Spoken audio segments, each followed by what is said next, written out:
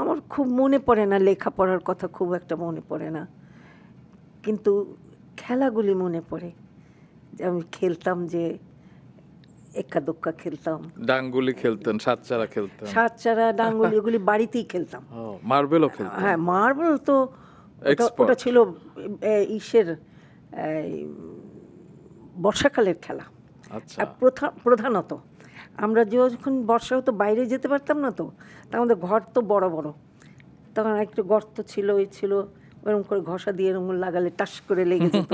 এটা খুব আনন্দ, মানে ভাই বোনের।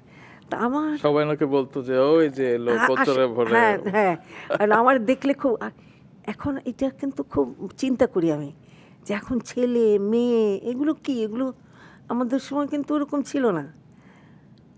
আমার বাবা যে এত মানে ধার্মিক লোক, তবু কিন্তু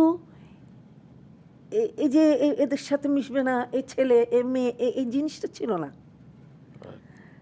আমরা ছেলে মেয়ের সাথে মিলে মার্বল খেলতাম, এবং ওই মার্বল খেলতে খেলতে ওই জায়গাটা মসৃণ হয়ে গেছে। তো ওই, আর আমি খুব ভালো, আমার টিপসই ছিল। আমি যখন এরকম একটা লাগালেই পুরোটা মার্বল একজন নিয়ে নিত।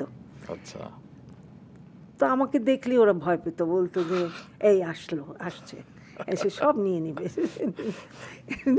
তো এখনও মনে পড়ে এগুলো। তারপরে একটা খেলতাম, এই প্যাকেট, এই যে সিগারেটের প্যাকেট, আচ্ছা, এই যে এটারে কী বলে, কি ক্যাপস্ট্যান, কিংস্টোক, এগুলোর প্যাকেট, খালি প্যাকেট জমাতাম। তো সবচেয়ে বেশি দাম ছিল ক্যাপস্ট্যানের। তো ওগুলো এরকম মানে জোড়া দিয়ে, তারপরে একটা চারা দিয়ে এরকম করে দিলে পরে যদি ওই ইয়েটার বাইরে চলে যেত, তাহলে ওই সবগুলো তাস আমার হতো। তো আমার একটু সে টিপসই ছিল।